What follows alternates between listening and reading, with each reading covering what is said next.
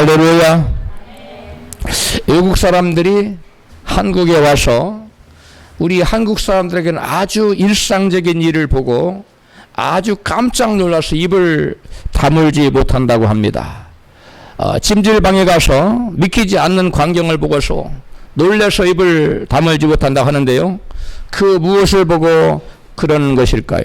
사람들이 휴대폰이나 값비싼 지갑 같은 것을 머리맡에 두고 잠을 자거나 또는 화장실 또는 매점에 스스럼없이 다녀오는 모습을 보고 큰 충격을 받는다고 합니다. 왜냐하면 자기 나라에서는 그러한 행동은 곧 내 값비싼 휴대폰이나 지갑 같은 거 어서 가져가 주세요, 그런 의미와 똑같다는 것입니다. 그래서 본국에 돌아가 한국에 가보니까 어떻더냐 주변 사람이 물으면 가장 첫 번째 하는 얘기가 한국 사람들은 이렇더라. 휴대폰도 머리맡에 두고 자고 또 휴대폰 같은 거 두고 화장실도 가고 매점에도 가고 한참을 있다가 돌아와도 누가 아무도 안 가져가. 그러니 사람들이 거짓말 하지 말라고. 어떻게 거짓말을 해도 입에 침도 안 마르고 그렇게 거짓말 하냐고. 절대로 안 믿는다는 것입니다. 그래서 그 안 믿는 사람들을 데리고 이제 한국에 들어와서 찜질방에 데려가서 그러한 한국 사람들의 일상적인 모습을 보여주면 입을 벌리고 입을 다물지 못하고 눈에 봤으니까 안 믿을 수 없잖아요. 그제서야 놀라워하면서 믿는다고 합니다. 애꾸눈을 가진 사람들만 보고 산 애꾸눈 동네의 사람들은 두 눈 가진 사람들이 있다고 말하면 거짓말이라고 믿지 않습니다. 평생 소매치기를 옆에 끼고 살던 외국인들이 한국에는 휴대폰을 놓고 사람들이 다녀도 누가 안 가져간다는 지극히 정상적이고 사실인 것을 얘기해도 믿지 못하는 것과 같습니다. 이렇듯 늘 애꾸는 신자들만 보고 살던 교인들은 진정 거듭난 그리스도인의 모습을 보여줘도 말해줘도 결코 믿으려 들지 않습니다. 평생 주변에 애꾸는 신앙인들만 보고 교회 다닌 사람들은 그러한 애꾸는 신앙을 지극히 정상적인 신앙이라고 믿고 살아왔기 때문입니다. 평생 염소들만 보고 양을 본 적이 없는 사람은 양을 보아도 이상하게 생겼네, 또 색깔부터가 다르네, 이렇게 생각하면서 비정상이라고 생각하고 염소들을 지극히 정상적인 것이라고 생각합니다. 그래서 평생 염소들만 보아온 그러한 신자들은 교회에서 그 염소들이 큰 소리치고 활개를 치는 것을 지극히 당연하게 여기고 있습니다. 양과 염소는 모양부터가 벌써 비슷한 것 같지만 다르고요. 그 성질과 특성이 전혀 다른 동물입니다. 양은 주인이 이끄는 대로 따라갑니다. 양이 주인을 앞서가는 일은 절대로 없습니다. 그러나 염소는 주인이 이끄는 대로 따라가지 않고 주인보다 앞서서 주인을 끌고 갑니다. 그리고 양은 주인의 그 지시에 절대적으로 순종하는 주인의 순종적이지만 염소는 주인에게 거역하고 대들고 주인을 들이받기까지 합니다. 뿔이 달려가지고. 성경은 영원히 거듭나서 하나님의 형상을 이룬 신자를 양으로 묘사하고 있고요. 거듭나지 못하고 하나님의 형상을 이루지 못한 신자를 염소로 비유하고 있습니다. 그렇다면 과연 진정으로 거듭난 사람, 그리고 그리스도의 형상을 이룬 사람은 어떤 사람인지 함께 살펴보도록 하겠습니다. 먼저 거듭난 사람의 실체가 무엇인지 살펴보도록 하겠습니다. 본문 로마서 7장 19절 이해합니다. 같이 봅니다. 내가 원하는 바 선은 하지 아니하고 도리어 원치 아니하는 바 악은 행하는도다. 22절 내 속사람으로는 하나님의 법을 즐거워하되 23절 내 지체 속에서 한 다른 법이 내 마음의 법과 싸워 내 지체 속에 있는 죄의 법 아래로 나를 사로잡아 오는 것을 보는도다. 오라 나는 곤고한 사람이로다. 이 사망의 몸에서 누가 나를 건져내랴. 아멘. 바울은 선을 행하기를 원하고 있어요. 그런데 그리고 악을 행치를 원치 않고 있어요. 그런데 자기가 원하는 바 선은 행치 아니하고 원치 아니하는 바 악을 행하는 모습을 바라보고 심히 괴로워하고 곤고함을 느끼고 있습니다. 여기 원하는 바 선은 행치 아니하고 원치 아니하는 바 악을 행하는 사람, 이 사람은 거듭난 사람일까요? 아니면 거듭나지 못한 사람일까요? 대답해 보세요. 그에 대한 해답은 본문 7장 로마서 7장 22절에 있습니다. 같이 있습니다. 내 속사람으로는 하나님의 법을 즐거워하되. 아멘. 여기 속사람이라는 단어의 원어는 에소 안드로포스라는 사람이라는 뜻이에요. 이 속에 있는 사람, 내 속에 있는 사람을 의미해요. 이것은 내 속에 있는 죽었던 영혼이 거듭나서 하나님과 관계를 맺을 수 있는 사람을 속사람이라고 표현합니다. 거듭난 영혼을 가리키는 의미예요. 우리가 생각할 때 거듭난 사람은 많은 사람들이 죄를 짓지 않는다고 생각하는데, 거듭난 사람일지라도 육체적인 죄의 본성이 아직 남아있기 때문에 때때로 죄를 짓고 넘어질 수 있다는 것입니다. 할렐루야. 오해하면 안 됩니다. 바울은 속사람이라는 말을 여기서만 쓴 것이 아니라 고린도전서 5장 12절에서도 세상과 구별되는 성도를 표현하기 위해서 사용하고 있어요. 같이 읽습니다. 의인들을 판단하는데 내게 무슨 상관이 있으리요마는 교중사람, 이 교중이란 말이 속이라는 말이에요. 교중사람, 속사람들이야 너희가 판단치 아니하랴. 이 교중사람, 즉 속사람이라는 말은 똑같은 얘기인데요, 세상 사람들과 구별되는 성도들이라는 말로 똑같은 단어, 속사람이라는 단어를 사용하고 있어요. 그래서 속사람은 어떤 사람을 가리킨다고요? 그 영혼이 거듭난 사람을 가리키고 있습니다. 뿐만 아니라 바울은 속사람이라는 동일한 단어를 고린도후서 4장 16절에서도 사용했는데요. 같이 읽습니다. 그러므로 우리는 낙심하지 않습니다. 우리의 겉사람은 낡아 가나 우리의 속사람은 나날이 새로워집니다. 세보등으로 읽어드렸는데요. 겉사람과 속사람을 비교해서 바울은 표현하고 있는데요, 바울은 자신의 겉사람은 어떤 사람이냐, 속사람과 구별된 사람으로, 겉사람은 흙으로 지음받은, 그래서 결국 죽을 수밖에 없는 그러한 죽을 운명의 육체적인 존재, 우리 육체를 가리키고 있어요. 반면에 속사람은 그리스도와 함께 죽어서 회개한 사람, 그 사람에게 그리스도께서 그 심령이 임하셔서 새롭게 창조한 하나님의 형상을 닮은 거듭난 사람을 가리켜요. 여기서 속사람은 하나님의 형상을 닮은 그리스도의 사람, 즉 거듭난 사람을 가리키고 있습니다. 할렐루야. 그래서 내 속사람은 하나님의 법을 즐거워하되, 바울이 지금 증거하고 있는데, 이 속사람은 하나님의 말씀을 즐거워하는, 즉 거듭난 영혼을 가리키고 있습니다. 바울은 회개하고 그리스도를 영접하여 거듭나서 속사람이 새롭게 피조된 후에 자신의 모습을 이같이 고백합니다. 갈라디아서 2장 20절입니다. 내가 그리스도와 함께 십자가에 못 박혔나니 그런즉 이제는 내가 산 것이 아니요 오직 내 안에 그리스도께서 사신 것이라. 이제 내가 육체 가운데 사는 것은 나를 사랑하사 나를 위하여 자기 몸을 버리신 하나님의 아들을 믿는 믿음 안에서 사는 것이라. 아멘. 여기 보니까 바울은 자신은 회개함으로 그리스도와 함께 자신의 옛사람을 어디에서 못 박아 죽였다고요? 십자가에 못 박아 죽인 사람이라고 자신을 고백해요. 그러나 바울은 자신을 성령 안에서 지음받은 새 사람으로 자기 안에 살아계신 그리스도를 모시고 있는 새 사람이라고 표현하고 있어요. 할렐루야. 네. 옛사람은 십자가에 못 박여 죽었어요. 이제 회개해서 새 사람이 됐어요. 이 새 사람의 특징은 뭐냐? 자기 안에 누구를 모시고 있다고요?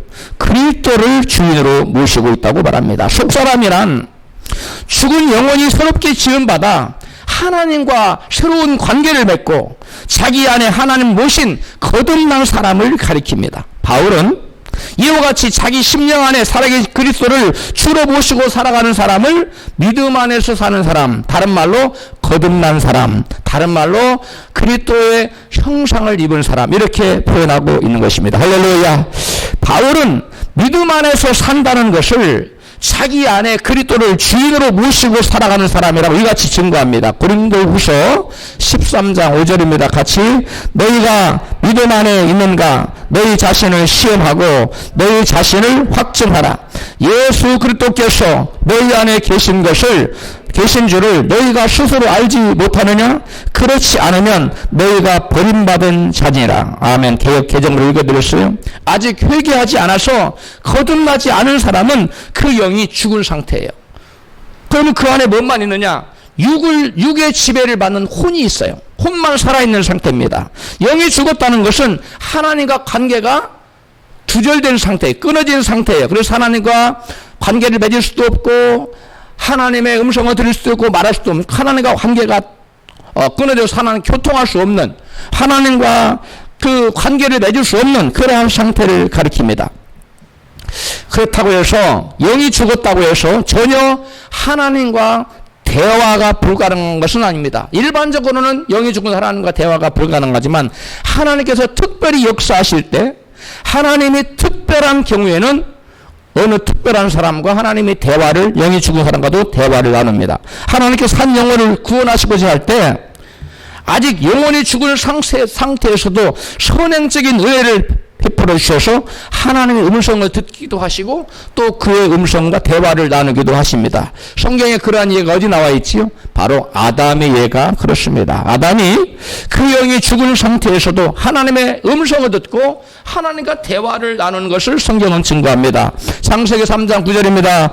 하나님이 아담에게 이르시되 내가 어디 있느냐? 아담이 가로되 하나님의 소리를 듣고 내가 벗었으므로 두려워하여 숨었나이다. 여기 보니까 영이 죽어버린 아담, 여기 죽었습니다. 그런데 하나님과 지금 뭐하고 있어요? 하나님 음성을 듣잖아요. 그리고 하나님께 질문에 뭣도 해요? 대답도 합니다. 이와 같이 하나님과 대화를 나누는 것을 볼 수 있어요. 여러분, 여기서 보니까 하나님께서 영에 죽어버린 아담에게 선행적인 은혜를 베푸고 음성을 들려주심으로 회개하라고, 내가 지금 어디 있느냐고, 돌아오라고, 내가 있는 자리는 내가 있을 자리가 아니라고 돌아오라고 회개를 촉구하는 모습입니다. 그리고 이어서 창세기 3장 15절에서 여자의 후손을 통해서 내가 너를 구원하리라고 하는 원시 복음을 들려줍니다. 이와 같이 하나님께서 그 누군가에게 복음을 들려주시고 그를 회개시키고 그를 주님께로 부르시고자 할 때 하나님 선행적인 은혜를 베풀어 주셔서 하나님의 음성을 들려주시기도 하시고 또 그의 기도를 들으시기도 한다는 것이에요. 대화가 이루어지기도 한다는 것입니다. 할렐루야. 그리고 또한 예를 더 들자면 사울과 거듭나기 전에 그리스도를 만나기 전에 사울과 그리스도 예수님과 대화를 나누는 장면을 여러분 기억하시죠? 사울이 기세등등하여 그리스도인들을 잡아서 옥에 가두려고 다메섹으로 내려가는 와중에 하늘에서 그 햇빛보다 더 밝은 빛이 둘러비죠. 모두들 무릎을 꿇고 엎드려 두려워하는데 하늘에서 음성이 들렸어요. 사도행전 26장 14절입니다. 시작. 사울아 사울아 내가 어찌하여 나를 핍박하느냐? 주여 누시냐이까? 나는 내가 핍박하는 예수라. 내가 내게 나타난 것은 내가 너를 구원하여 너로 사환과 증인을 삼으려 함이니. 아멘. 여기 보니까 아직 거듭나지 않은 사울에게 부활의 주님께 나타나신 것을 그 목적이 뭐예요? 너를 뭐하고자 한다고? 구원시키고자. 그리고 너를 뭘로 삼고자? 증인으로 삼고자. 할렐루야. 이와 같이 하나님께 특별한 목적이 있는, 대부분의 경우 예수를 안 믿는 거듭나지 않은 사람에게 하나님 선행적인 은혜를 베푸셔서 하나님의 음성을 들려주시고 또 그의 기도를 들어주시고 응답 주시고 대화를 나눠주시고 이러한 놀라운 은혜를 베풀어 주신 은혜는 가장 궁극적인 목적이 뭐냐면 그를 뭐하고자 하여? 구원하고자 하여. 할렐루야. 이런 은혜를 베푸시기도 한다는 것입니다. 아직 영이 죽은 상태인 거듭나지 않은 여러분 라우디아 교인들에게도 하나님께서 하나님 음성을 들려주시고 문을 열라고 회개를 촉구하고 있습니다. 지금도 아담에게처럼 사울에게처럼 라우디아 교인들에게처럼 교회는 나오지 않았지만 교회는 나오지만 아직 거듭나지 않은 사람들에게 하나님의 음성을 들려주셔요. 그리고 마음의 문을 놓고 합니다. 라우디아 교인들에게 말씀을 좀 볼지어다. 내가 문 밖에서 문을 두드리노니 누구든 나의 음성을 듣고 문을 열면 내가 그에게 들어가 그와 더불어 먹고 그는 나와 더불어 먹으리라. 볼지어다. 문을 열지어다. 주님이 문 밖에 주님을 세워 예수님을 영접하지 않고 여전히 자기가 주인 노릇하고 사는 거듭나지 않은 라우디아 교인들에게 주님께 주님 음성을 들려주시고 편지를 통해서 음성을 들려주시고 문을 열라고 내가 더 이상 내 인생에 주인 노릇하며 고단한 인생을 살지 말고 나를 주인으로 모시고 이제는 행복한 인생을 살라고, 복된 인생을 살라고 주님께서 음성을 들려주고 계신 줄 믿습니다. 어제나 오늘이나 영원토록 살아계신 하나님, 동일하신 주님은 그때도 지금도 동일하게 우리의 마음을 놓고 하시고 우리의 심령에 들어오셔 우리의 주인 되시고 우리에게 행복한 인생, 복된 인생, 영원한 축복을 받는 인생으로 변화시키려 원하시는 줄로 믿습니다. 이와 같이 하나님께서 아직 거듭나지 않은 사람에게 찾아오셔서 음성을 들려주시고 또 그 마음이 고달픈 사람의 애달픈 기도를 들어주시며 또 교제해 주시는 그러한 은혜를 이 신학자인 요한 예술에는 선행적인 은혜라 이렇게 말했어요. 따라합시다. 선행적인 은혜.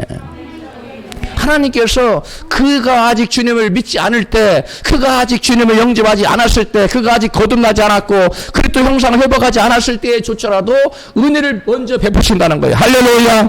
그러므로 우리는 여기서 오해하면 안 됩니다. 하나님께서 내게 음성을 들려주었다고 해서 또 하나님께서 나의 기도를 응답해 주셨다고 해서 어떤 은사를 주셨다고 해서 그것이 곧 내가 거듭난 증거라고 말하면 안 된다는 거예요. 물론 거듭난 사람이 그런 은사는 나타난 것이 그게 당연한데 아직 거듭나지 않고 아직 주의 형상이 그에게 빚어지지 않은 사람에게조차도 뭐가 임할 수 있다고, 이러한 선행적인 은혜가 임할 수 있다는 것을 깨달으시기를 바랍니다. 할렐루야. 그렇다면 거듭난 영혼은 완전한 상태일까요? 굉장히 중요한 질문인데요. 우리 고린도후서 4장 16절에 있습니다. 시작. 그러므로 우리는 낙심하지 않습니다. 우리의 겉사람은 낡아가나 우리의 속사람은 나날이 새로워집니다. 아까 제가 말씀드렸죠. 속사람은 뭐라고요? 거듭난 영혼이에요. 거듭난 영혼이 나날이 뭐 해간다고요? 새로워진다고. 그러니까 영혼이 거듭나갔다고 해서 끝난 게 아니에요. 아이가, 육적인 아이가 엄마 뱃속에 나오면 조그만해서 지가 자기 힘으로 아무것도 스스로 힘으로 살아갈 수 없듯이 갓 태어난 영혼도 자기 힘으로는 아무것도 할 수 없어요. 도움을 받아야 돼요. 케어를 받아야 돼요. 말씀을 먹어야 돼요. 할렐루야. 즉 말씀과 성령으로 거듭난 사람의 속사람은, 즉 거듭난 사람이 있더라도 하나님의 형상이 이루어지기까지, 장성한 어린아이가 어른이 장성한 불나기 키가 크듯이 음식을 먹어야 되듯이 엄마의 보살핌 받아야 되듯이 마찬가지로 성령님의 보살픔 받고 또 성령님께서 말씀을 우리가 먹을 때 깨닫게 하시고 또 소화를 시켜주시고 이런 돌봄을 받아야 계속 그 영혼이, 어린아이가 육이 자라서 장성한 어린이듯이 우리 영혼이 자라서 그리스도의 형상까지 우리의 영혼의 모습도 자라가야 된다는 거예요. 할렐루야. 우리의 모습이, 우리 영적인 모습이 그리스도의 형상에까지 자라가야 된다는 거예요. 그리스도의 형상을 이루기까지 자라가야 된다는 거예요. 할렐루야. 이것을 성경은 뭐라고 말하느냐? 알곡신자라 말하고 있어요. 그 알곡신자가 아무나 되는 게 아니에요. 거듭났다고 알곡신자가 아니에요. 자라가야 됩니다. 그리스도 형상을 닮아가야 돼요.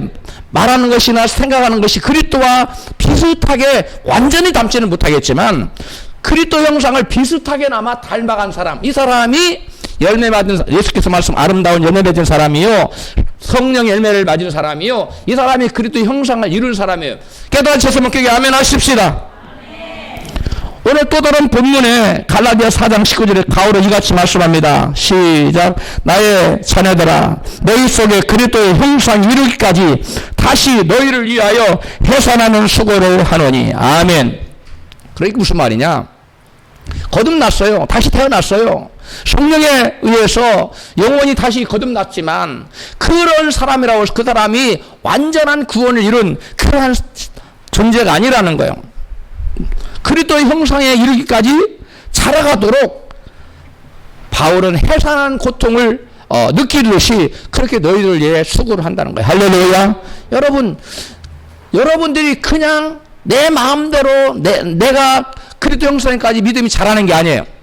그렇게 영의 모습에 성장하는 것이 아니라 성령님의 도우심, 그리고 주의 종의 도움, 그리고 주변에 나보다 믿음 앞서서 믿음이 굳건한 사람의 도움, 여러 사람의 도움을 받아서 우리의 영혼의 모습이, 거듭난 영혼의 모습이 어린아이같이 조그맣다가 점점 성장해서 그리스도의 아름다운 모습을 닮아가는 모습으로 닮아가도록 바울은 그가 믿음으로 낳은 그러한 성도들에게, 갈라디아 성도들에게 내가 다시금 너희들이 그리스도의 장성한 그리스도 형상 이르기까지 내가 해산한 수고를, 고통을 아끼지 않는다, 이와 같이 고백하고 있는 것입니다. 할렐루야. 갈라디아서 4장 19절에 한 번 나오는 형상이 이루어지기까지, 여기 형상이 이루어지다는 원어는 모르포예요. 모르포. 이게 형성하다. 그리스도의 형상을 형성하다. 또 그리스도의 모양, 그리스도의 형태를 형성하다, 그런 뜻입니다. 실생아가 엄마 뱃속에서 임신을 하고 또 이 엄마 뱃속에서 또 이렇게 그 성장을 통해서 출생하듯이, 그래서 진짜 사람으로 나오듯이 또 출생한 그 어린아이가, 신생아가 엄마 젖을 먹고 커가듯이 우리 영혼도 똑같은 과정을 겪어서 그리스도의 장성한 그 형상을 이루는 그러한 과정을 겪어야만 된다는 것이에요. 거듭난 영혼도 하나님 형상을 이루기까지 잘하지 못하면 어떻게 되느냐? 엄마가 아기를 냈다고 해서 젖도 먹이지 않고 너 알아서 커라, 그러면 그 아이가 큽니까? 아니죠. 때로는 또 아이를 임신했다가 엄마가 뭐 할 수도 있어요? 유산할 수도 있잖아요. 마찬가지입니다. 우리의 영혼도 똑같아요. 유산될 수도 있어요. 그래서 바울은 뭐라고 그러냐? 바울은 내가 이미 얻었담도 아니요, 이미 이루었담도 아니요, 앞에 있는 표대를 향해 달려가노라. 그래, 바울이 거듭난 후에 한 얘기예요. 바울이 거듭난 다음에 내가 이미 이뤘다는 것이야, 구원이 이루어졌다는 거 아니에요. 이루었담이 아니요, 이미 얻었담도 아니야. 앞에 있는 표대를 위해, 그 표대가 뭐냐? 구원의 표대입니다. 할렐루야. 천국에 가는 표대예요. 영생 천국을 얻는 표대를 향해서 달려간다는 거예요.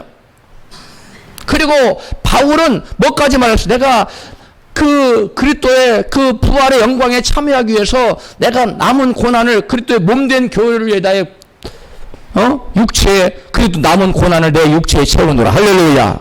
여러분, 바울은 이와 같이 이 부활에 참여하기 위해서, 즉 온전한 구원에 이르기 위해서 몸된 교회를 위해서 자기의 몸에 갖가지 고난과 여러분 시련과 어려움을 다 감수했다는 거예요. 할렐루야. 기꺼이 동참하고자 했다는 거예요. 왜 그래요? 구원은 예수 믿고 거듭난 순간에 끝나는 것이 아니라 이제 시작입니다. 할렐루야. 그래서 바울은 뭐라고 했냐? 오늘 본문에 갈라디아 4장 19절에 내가 너희들이 장성한 그리스도의 분량에 이르기까지, 그리스도의 형상에 이르기까지 내가 해산하는 고통을 한다고 말씀하고 있는 거예요. 깨달아졌으면 그게 아멘 하십시다. 그러므로 바울은 그 믿는 자들에게 이렇게 합니다. 내가 너희에게 말하는, 너희는 나 있을 때뿐만 아니라 나 없을 때에도 두렵고 떨림으로 너희 구원을 이루라. 할렐루야. 오늘도 저희들도 똑같습니다. 우리가 구원을 여러분 가볍게 생각하면 안 됩니다. 두려운 마음으로, 떨리는 마음으로 내가 이렇게 살면 안 될지, 내가 그리스도의 고난에 동참한 것을 헛되이 가볍게 여겨서는 안 되지 하면서, 여러분 그 바울의 심정으로 두렵고 떨리는 마음으로 그 부활의 영광에 참여하고자 여러분 기꺼이 노력하는 저와 여러분 되어야 될 줄 믿습니다. 이와 같이 우리의 거듭난 영혼이 여러분 그리스도의 형상을 이루기까지 자라가야 된다는 모습을 베드로는 똑같은 내용을 다르게 표현했어요. 베드로전서 2장 2절입니다. 같이 시작. 갓난아이들 같이 순전하고 신령한 젖을 사모하라. 이는 이로 말미암아 너희로 구원에 이르도록 자라게 하려 함이라. 아멘. 여러분, 거듭난 영혼에게 주신 말씀이에요. 거듭나지 않은 사람은 자라가지 않아요. 여러분, 태어나지도 않은 아이가 어떻게 자라요? 죽은 아이가 어떻게 자라요? 안 자라요. 그대로 있어요. 그러나 여러분, 거듭난 사람은, 그 생명이 새로 태어나는 사람은 여러분 자라요. 뭘 주면 자랍니까? 여러분, 식물이 있어요. 이건 지금 살아있는 건데, 살아있는 것은 물을 주면 막 피어나기도 하고 그 다음에 자라요. 근데 조화라고 해봐요. 아무리 물을 줘도 자라요? 안 자랍니다. 그대로 있습니다. 마찬가지예요. 거듭나지 않은 영혼은 아무리 여러분 저기 해도 자라지 않아요. 근데 거듭나면 그 말씀을 통해서 막 무럭무럭 자라갑니다. 할렐루야. 갓난아이가 젖을 먹고 자라듯이 거듭난 영혼도 말씀을 먹고 그리도 형상을 이르기까지 자라야 그때 구원이 이루어진다는, 구원이 완성된다는 거예요. 그러므로 한 번 구원은 영원한 구원입니까? 결코 아닙니다. 한 구원은 여러분 잃어버려질 수도 있다고 성경은 말씀합니다. 믿음을 떠난 자도 있다고 성경은 말씀하고 있어요. 그리고 거듭난 영혼도 그러므로 그리스도의 형상 이루까지 뭐 해가야 됩니까? 자라가야 될 줄로 믿습니다. 우리 옆에 계신 분에게 그리스도 형상 이루까지 자라가십시오. 아멘. 이제 거듭난 사람의 특성은 무엇인지 살펴보도록 하겠어요. 즉 그리스도 형상을 이루어가는 사람의 특성은 무엇인지 살펴보도록 하겠어요. 가장 먼저 거듭난 영혼의 첫 번째 특성은 하나님 말씀을 사모하고 하나님을 갈망한다는 거예요. 거듭난 사람의 특성은 본문 7장 22절에 나타나 있습니다. 시작. 내 속사람으로는 하나님의 법을 즐거워하되. 여기 보니까 내 속사람으로는 하나님의 법을 즐거워하는 말은 즉 내 거듭난 영혼은 하나님 말씀을 즐거워한다는 거예요. 마치 갓난아이가 엄마 젖을 먹으면 굉장히 만족해하고 즐거워하지만 엄마 젖을 먹지 못하면 막 칭얼대고 짜증내고 울고 엄마 언제 어디 갔나 언제 젖은 주나 하고 갈급해하지 않습니까? 똑같습니다. 우리 영혼도 우리의 갓 태어난 우리의 영혼도 하나님 말씀을 못 먹으면 갈급해요. 하나님 말씀에 대한 그 배고픔이 영적인 배고픔을 느껴요. 그래서 예수님은 이것을 바로 심령이 가난한 상태라고 말해요. 이 심령이 가난해집니다. 이러한 사람이 바로 어떤 사람이냐? 하나님 말씀을 사모하는 사람. 하나님 말씀에 대한 갈망을 갖고 있어요. 하나님에 대한 갈망을 갖고 있는 거예요. 또 마찬가지로 거듭난 사람은 영의 양식의 말씀을 못 먹으면 영적 갈증을 느끼며 말씀을 사모하는 가난한 심령이 돼요. 시편 119편 127편 시작 117절 시작. 그러므로 내가 주의 계명을 금 곧 정금보다 더 사랑하나이다. 131절 내가 주의 계명을 사모함으로 입을 열고 헐떡었나이다. 아멘.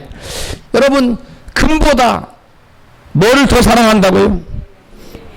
순금보다 주의 말씀을 더 사랑한다는 거. 할렐루야. 이게 거듭난 사람의 특성이에요. 그 다음에 거듭난 사람은 그 영혼이 하나님 말씀에 배고픔을 느끼고 가난한 심령이 돼요. 그래서 말씀에 갈급해하며 말씀을 사모합니다. 이러한 가난한 심령을 지닌 사람이 바로 거듭난 사람의 첫 번째 특성이에요. 거듭난 사람의 첫 번째 특성이 뭐라고요? 가난한 심령 갖고 있어요. 말씀에 대한 그 영혼이 갈급함이 있어요. 거듭난 영혼은 하나님 말씀을 사모할 뿐만 아니라 그 말씀에 은혜가 넘치고 또 즐거움이 있습니다. 로마서 7장 22절 시작. 내 속사람으로 하나님 말씀을 즐거워하되. 아기가 엄마 젖을 먹을 때 마냥 즐겁듯이 거듭난 사람은 그 영의 양식의 말씀을 먹을 때 은혜가 되고 막 즐거움이 있어요. 근데 거듭나지 않은 사람은 말씀에 별로 은혜가 안 돼요.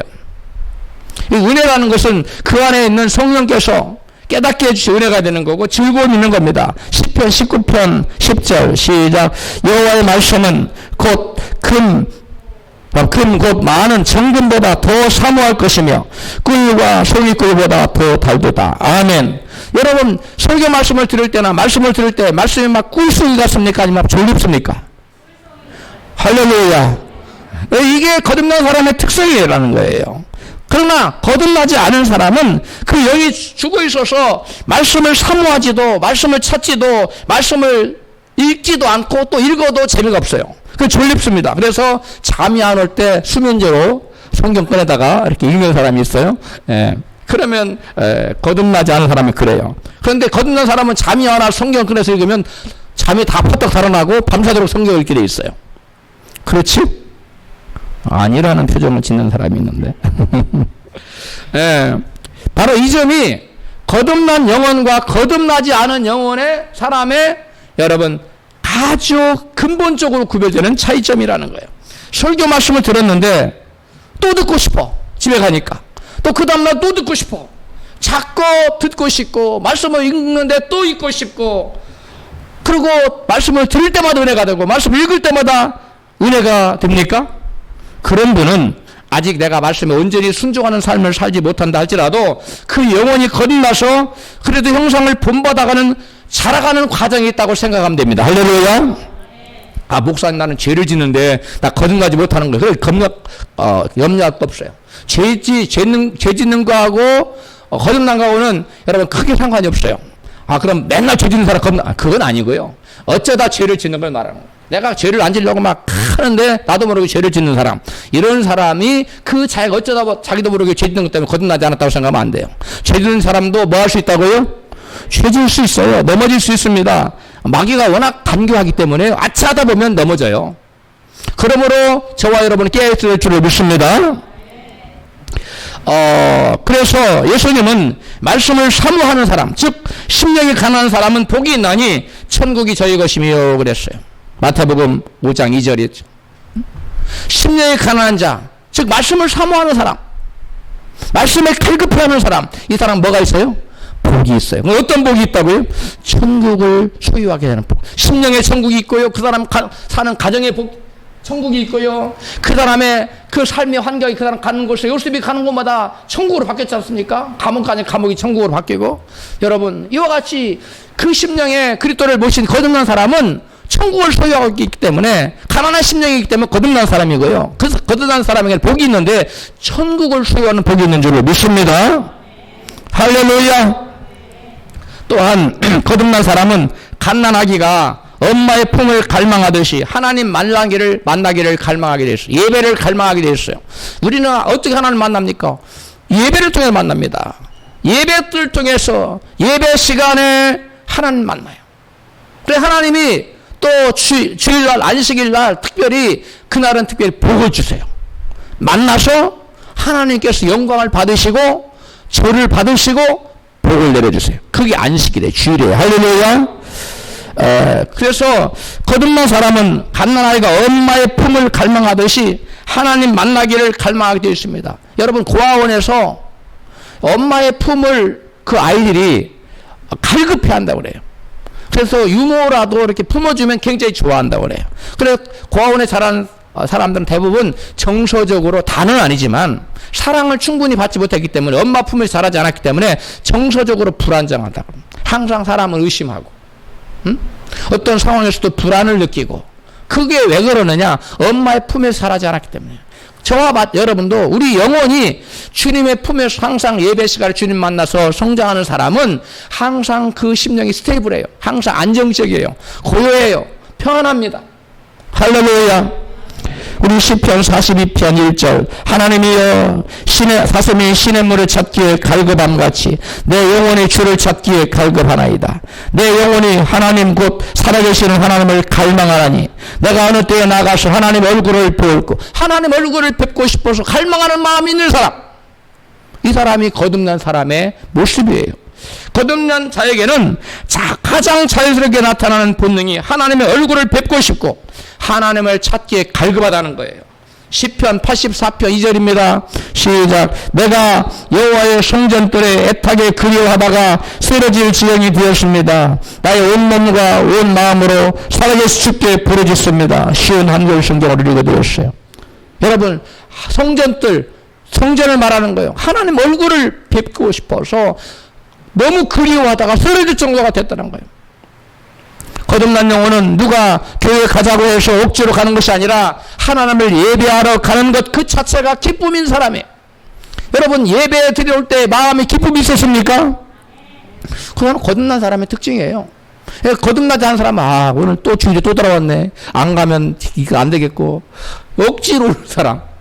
곤란한 거예요. 시편 122편 1절 시작. 사람이 내게 말하기를 여호와의 집에 올라가 살 때 내가 기뻐하여도. 교회 가자고 그럴 때 막 기뻤다는 거예요. 바울의 고백이 있다. 다윗의 고백인데요. 이 고백이 진심으로 저와 여러분의 고백인 사람은 이 사람은 거듭난 사람일 수 있어요. 할렐루야. 하나님께 잘 보여서 복받아야 되니까 억지로 하나님 예배하러 교회 나온 것이 아니라 이 거듭난 영혼은 기쁨으로 예배 자리에 나오게 된다는 거예요. 거듭난 영혼은 말씀을 안 먹으면 영적인 배고픔을 느끼기 때문에 자꾸만 예배 자리에 나와서 말씀을 듣고 그 영적인 갈급함을 채우고 은혜를 받고 또 나와 또 채우고 또 배고파지면 또 나오고 자꾸만 말씀을 듣는 자리에 은혜의 자리에 나오게 돼. 이게 거듭난 사람의 모습입니다. 할렐루야. 거듭난 사람의 두 번째 특징은 따라갑시다. 죄를 미워하고 죄와 싸우고 죄를 지으면 괴로워합니다. 이게 거듭난 사람의 두 번째 특징이에요. 본문 로마서 7장 15절입니다. 시작. 나의 행하는 것을 내가 알지 못하나니 곧 원하는 이것을 행치 아니하고 도리어 미워하는 그것을 함이라. 그것이 뭡니까? 미워하는, 죄 짓는 거예요. 그러니까 죄를 미워하는 거예요. 걷는 사람은 미워하는 거예요. 걷는 사람은 원하는 바 선 행치 아니하고 원치 않아 죄를 지을 때 그 죄를 미워해. 죄를 사랑할 수 있는 게 아니에요. 근데 걷는 사람은 죄를 사랑해. 죄가 좋아. 굉장히 달콤해. 죄를 짓고도 뭐 괜찮아. 근데 죄를 짓는 거듭난 사람은 죄를 안 지려고 할 파도도 그렇죠. 그래서 자기도 모르게 힘이 약해서 죄를 졌어. 죄를 짓고 난 다음에 죄를 너무 미워해. 이게 거듭난 사람의 첫 번째 특성이에요. 두 번째 특성 중에 첫 번째 나타나는 거예요. 또한 거듭난 영혼은 죄와 죄를 미워할 뿐만 아니라 죄와 처절하게 싸워요. 죄와 뭐 한다고요? 처절하게 싸워요. 본문 로마서 7장 23절에 시작. 내 지체는 다른 법이 있어서 내 마음의 법과 맞서서 싸우며, 그래, 맞서서 싸워. 이 내 지체 안에 있는 다른 법, 이 죄의 법을 말하는 거예요. 죄의 법과 내 마음의 법, 이 거듭난 사람의 이 성령 안에서 주는 이 법이 맞서 싸워. 거듭난 영혼이 내 지체 안에 다른 법, 이 죄의 법과 막 맞서 싸운다는 거예요. 그래, 걷는 사람은 죄와 싸우는 특성이 있어요. 아멘. 내 지체에 있는 죄의 법에 나를 포로로 만드는 것을 봅니다. 세번역 성경에. 걷는 사람은 그 본능적으로 그 영혼이 살아있기 때문에 사망의 세력과 본능적으로 맞서서 막 스트럭을 하게 돼 있어요. 투쟁하게 돼 있어요. 싸우게 돼 있어요. 살아있는 송사리는 아무리 작아도 홍수물이 아무리 거세도 떠내려가지 않고 뭐예요? 거슬러 올라갑니다. 치고 올라가. 보셨지요? 송소리가 막 치고 올라가는 거? 아무리 물결이 거세도 송소리 이만져. 어떻게 표현할 수가 없네. 너무 조그마니까 눈에 보이려면 조금이 치고 올라가요. 꼬리를 흔들면서. 그런데 여러분, 홍수의 돼지, 죽은 돼지는 아무리 덩치가 둥실둥실 떠내려가. 이게 바로 산자와 죽은 자의 차이점이에요. 여러분, 영혼이 걷는 사람은 여러분, 세상의 풍파가 아무리 거세고 아무리 죄의 풍파가 세상에 거센 죄의 물결이 흘러간다 할지라도 그 죄의 흡사를 내려가지 않아요. 세상의 죄의 물결과 거슬려 대항하여 싸웁니다. 네. 여러분, 싸우고 있습니까? 떠내려가고 있습니까? 거듭난 사람이에요. 할렐루야. 그 거듭난 사람은 자신의 행동이 죄라는 것을 깨닫고 나면 다시는 그런 죄를 짓지 않으려고 미워하고 그 죄와 싸워서 결국 이겨내는 거예요. 이 사람이 거듭난 사람이에요. 할렐루야. 하나님께서는 이스라엘 백성을 애굽에서 구원해 주는 곧장 그들을 뭐라고 명명했어요? 여호와의 군대라고 불렀어요. 출애굽기 12장 40절에요. 이스라엘 자손이 애굽에 거주한 지 430년이 마치는 그날에 여호와의 군대가 다 애굽 땅에서 나왔은즉 뭐라고요? 여호와의 군대. 오합지졸을 갖다 하나님 뭐라고 불렀어요? 한 번도 전쟁해 본 적이 없고, 한 번도 제식 훈련을 한 적이 없고, 한 번도 전쟁 훈련 해본 적이 없는데, 하나님은 그들을 뭐라고 불렀다고요? 여호와의 군대다. 군대의 본질이 뭡니까? 군인은 뭐예요? 싸우는 존재예요. 마찬가지로 영적으로 거듭난 순간 그 사람은 그때부터 뭐 하기 시작한다? 죄와 싸우고 마귀와 싸우고 세상과 싸우는, 여러분, 본능적으로 그 존재 자체가 싸우기 위해서 태어난 사람이 영적으로 거듭난 사람인 걸 믿습니다.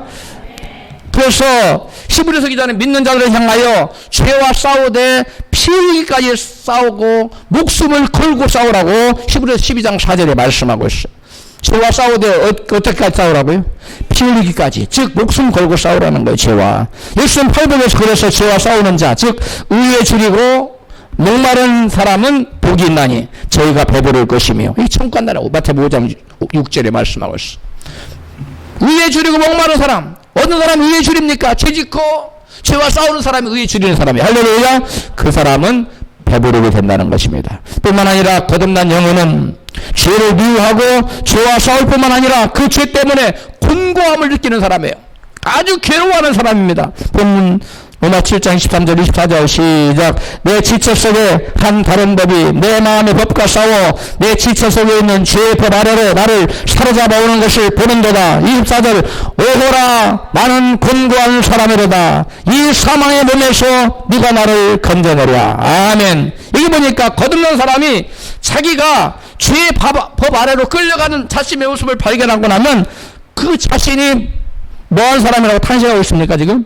나는 곤고한 사람이라고 지금 탄식하고 있어요. 할렐루야. 뭐한 사람이라고요? 곤고한 사람이라고. 그런데 곤고하다는 말의 원어는 탈라이포로스라는 단어예요. 탈라이포로스. 비참하다, 비참한, 괴로워하는, 곤란한, 불행한, 슬퍼하는, 애통한 이런 뜻을 갖고 있어요. 여기 보니까 이 죄를 지은 거듭난 사람이 그 자기의 죄된 모습하고 죄 아래로 끌려가는 모습 바라보고 지금 뭐하고 있다고요? 오라는 곤고한 사람으로다. 자기를 죄 짓는 자신의 모습을 보러보고 아주 극심한 고통을 느끼고 있어요. 이것이 바로 거듭난 사람이에요. 이 거듭나지 않은 사람은 이러한 죄를 짓고도 극심한 마음의 고통, 괴로움이 있을까요? 없을까요? 뭐 죄 나만 짓나? 다 짓지? 이래가면서 자신을 합리화하고 죄져도 괜찮아요.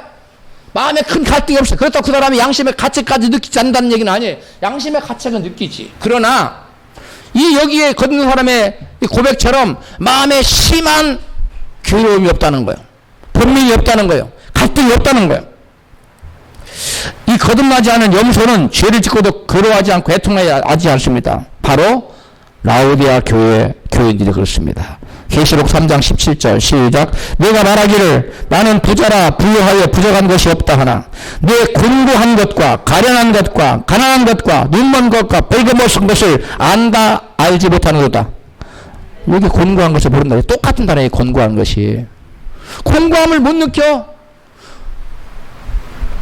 죄짓고 살면서도 이 라오디아 교인들, 기독교 종교인들을 말하는 겁니다. 염소예요. 양과 비슷하게 생겼어요. 성경 끼고 교회 나가고 예배도 드리고 11조 드리고 전도도 하고 다 해요. 근데 본질이 안 바뀌었어요. 그리스도를 자기 주인으로 섬기지 않은 거예요. 회개하지 않은 거예요. 이런 사람은 기독교 종교인들인데 이런 사람들은 여러분 양심의 가책은 좀 느끼지만 죄 때문에 심히 괴로워하거나 번민을 느끼거나 갈등하거나 죄졌다고 막 금식하거나 그 죄를 끊으려고 막 금식하거나 그러지 않아요. 그런 노력이 없어요. 그러나 이 거듭난 사람은 죄를 지으면 죄의 심각성을 깨닫고 그 죄 때문에 슬퍼하고 애통하며 하나님 앞에 막 통회하고 자복하고 금식하고 죄를 지은 속죄 헌금을 드리고 속죄 감사헌금을 드리고 막 별 일을 다 벌려요. 이게 바로 거듭난 사람이 죄 짓을 때의 모습이고 죄를 짓고도 별로 애통하지 않은 기독교 종교인 라오디아 교인들은 그렇지 않아요. 그냥 무덤덤해요. 야고보 사도는 두 마음을 품은 자들에게 애통하라고 말씀하고 있어요. 야고보서 4장 4절 시작. 간음하는 이자들이여 세상과 벗된 것이 하나님의 의수임을 알지 못하느냐. 8절 죄인들아 손을 깨끗이 하라. 두 마음을 품은 자들아 마음을 성결케 하라. 슬퍼하며 애통하며 울지어다. 내 의심을 뭘로? 애통으로. 즐거움을 뭘로? 근심으로 바꿀지어다. 할렐루야. 여러분 왜 그래요? 죄 지은 사람, 거듭난 사람이 죄를 지으면 반드시 애통하게 돼 있어요. 슬퍼하게 돼 있어요. 그런데 거듭나지 않은 사람은 애통해하지 않습니다. 슬퍼하지 않습니다. 마음의 괴로움을 느끼지 않아요. 마음의 번민과 갈등이 오지 않습니다. 그래서 야고보 사도는 두 마음을 품은 영적으로 간음한 자들, 이 자들에게 바로 이 사람 거듭나지 않았거든요. 회개하라는 거예요. 애통하라는 거예요. 할렐루야. 하나님과 세상을 겸하여 살아가는 두 마음 품고 영적 간음죄를 짓는 자들을 향해 슬퍼하며 애통하라고 야고보 사도는 말씀하고 있어요. 거듭난 사람은 두 마음을 품고 죄 짓는 모습을 발견하면 애통하며 회개함으로 날마다 그리스도의 형상을 이루어 가는 사람이에요. 할렐루야. 이게 거듭난 사람이에요. 그러니까 거듭난 사람은 죄를 지었으면 그것이 전화위복이 돼. 크게 회개해서 그 죄를 떠날 뿐만 아니라 더 거룩한 삶을 산다는 거예요. 할렐루야. 마지막으로 그래서 예수님께서는 거듭나지 않은 염소는 주님과 세상으로 마음이 나뉘는 영적 간음죄를 짓는 사람인데 그날 애통하지 않는데 예수님께서는 산상수훈에서 애통하는 자는 뭐가 있나니? 복이 있나니 저희가 뭘 받을 것이요? 위로를 받을 것이. 마태복음 5장 4절 말씀. 여러분 천국에서 누가 위로를 받았지요? 거지 나사로. 천국은 위로받는 곳입니다. 할렐루야. 여러분 이 땅에서 위로받으려고 하지 마세요. 이 땅에서 우리가 전투하는 곳이에요. 따라합시다. 지상교회는 전투하는 곳이지 위로받는 것이 아닙니다. 위로는 언제 받아요? 천국 가서 받는 거예요. 깨달으셔서 아멘 하십니다. 이 애통한다는 말, 애통하는 자 복이 있다. 애통이 언제, 무슨 애통을 말하느냐? 적당히 슬퍼하는 게 아니에요. 사랑하는 엄마, 아빠, 부모님, 그 다음에 사랑하는 배우자가 죽었을 때, 자녀가 죽었을 때, 애끓는 마음으로 슬퍼하는 거. 이것이 애통이에요. 그 죄를 지면 이렇게 하라는 거예요. 죄를 지면 이런 마음의 아픔이 거듭난 사람이 있다는 거예요. 할렐루야.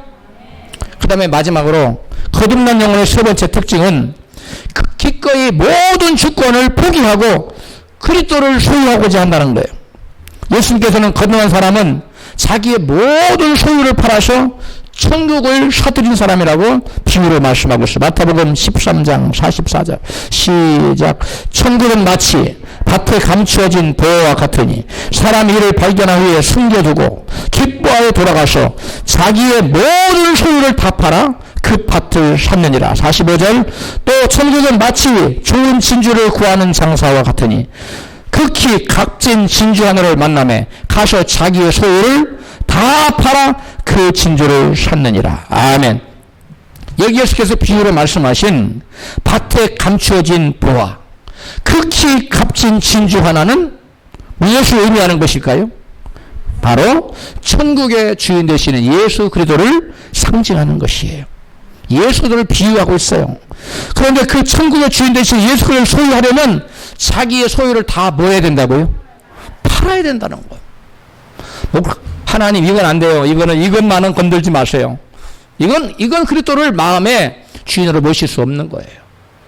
자기의 모든 소유를 팔아야 되는데 그래야 주님을 보호하듯 주님을 사드릴 수 있는데 이 말씀은 예수 그리스도를 자기의 주인으로 모시고자 할진데 즉 예수를 믿고자 할진데 자기의 모든 주권을 포기할 수 있어야 된다는 거예요. 할렐루야. 근데 이 자기의 모든 소유는 사람들은 재물을 말하는 건가? 물론 재물도 포함돼요. 재물뿐만이 아니에요. 자기의 재능, 또 시간, 또 자기의 심지어 뭐까지도? 목숨까지도 자기의 소유예요. 나의 호흡까지도. 나의 몸까지도 다 나의 소유인데 이 모든 것을 뭐 할 수 있어야 돼요? 포기할 수 있어야 돼요. 누구를 소유하기 위해서? 그리스도를 소유하기 위해서. 천국의 주인 되신 하나님 한 분을 우리가 차지하기 위해서, 모시기 위해서, 영원한 천국을 소유하기 위해서는 내가 가진 모든 소유를 기꺼이 이것이 내 것이라고 하는 주권을 포기할 수 있어야 된다는 거예요. 할렐루야. 그래서 예수님은 누가복음 14장 26절 이같이 말씀합니다. 같이 읽습니다. 시작. 내게 오는 자가 단지 자기 부모와 처자와 형제와 자매와 및 자기 목숨까지 미워하지 아니하면 능히 나의 제자가 되지 못하고. 아멘. 자기 목숨까지 포기하지 아니하면 그 말이에요. 자기의 예수님의 제자가 되지 못한다고 하는. 거듭난 사람은 모든 주권을 주님께 드리고 천국의 주인 되시는 예수 그리스도를 주인으로 왕으로 섬기며 사는 사람입니다. 로마서 14장 8절입니다. 시작. 우리가 살아도 주를 위하여 살고 죽어도 주를 위하여 죽나니 그러므로 사나 죽으나 우리가 주의 것이로다. 누구의 것? 주의 것. 내가 가졌다고 내 것이 아니라 단지 주님 것을 맡아 관리하는 청지기인 것을 시인하면 크게 아멘 하십시다. 나는 청지기예요. 9절 시작. 이를 위하여 그리스도께서 죽었다가 다시 살아나셨으니 곧 죽은 자와 산 자의 뭐가 되려 하심이라? 주가 되려 하심이라. 이 주는 킹이에요. 로드를 가리키는 거예요. 주인을 말하는 거예요. 왕을 가리키는 거예요. 누구든 나의 왕됨을 원치 않는 자들을 끌어다가 내 앞에 죽이라 말해. 예수님을 이 땅에 살면서 왕으로 모시지 않고 섬기지 않는 사람은 죽어서 영원한 왕 대신 만주의 주 대신 주님께 끌려나가 죽임을 영원한 지옥에 떨어져요. 그러므로 살아있을 동안에 예수님을 내가 나의 주권을 내려놓고 나의 주인으로 모시기를 주이름으로 축원합니다. 예수께서 십자가에서 달려 죽으셨다가 부활하신 궁극적인 목적이 뭐냐? 산자와 죽은 자의 뭐가 되려고? 주님이 되시려고, 왕이 되시려고 그랬다는 거예요. 그래서 모든 주권을 포기하고 그리스도를 주님으로 섬기고 주님 뜻대로 사는 사람은 진정 거듭나고 그리스도 형상을 이루는 사람입니다. 또한 거듭난 사람은 주권을 주님께 이양할 뿐만 아니라 자신을 위한 삶에서 그리스도를 위한 삶으로 삶의 목적이 바뀐 사람입니다. 고린도서 5장 15절에 시작.